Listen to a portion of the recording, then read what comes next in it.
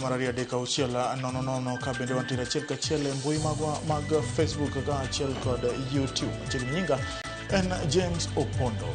Then Migao Maro Menda John Mbadi Oyango, Chendro Masirikala, Maritieko dongruok Mag Apeni, Maneosingi Kaluo, Chendro Mausekete Paramarchik Maromenda Mahigani, Koloso Awendo.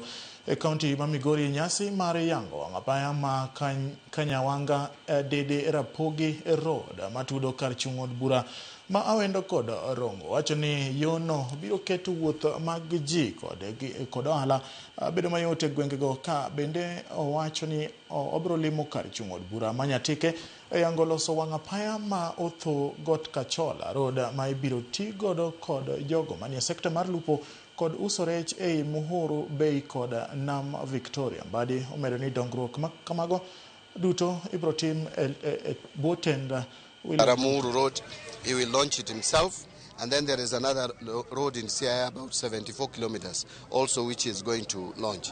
What I want to say as I conclude that this part of the world, the part of the country has lagged behind like other places also, especially the north.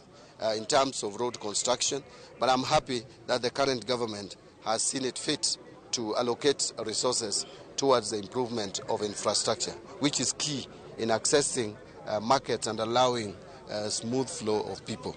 And other counties have challenges in terms of roads, motorable roads.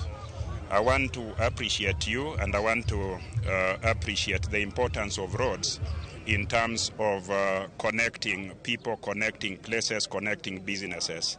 The roads that are being launched in Migori County are changing the game in Migori County, changing the economy of Migori County. I want to take the opportunity to sincerely thank my brother, the CS Treasury, who decided to put money in this project and making it happen. Because many are the times that projects have been proposed, but they are never budgeted for.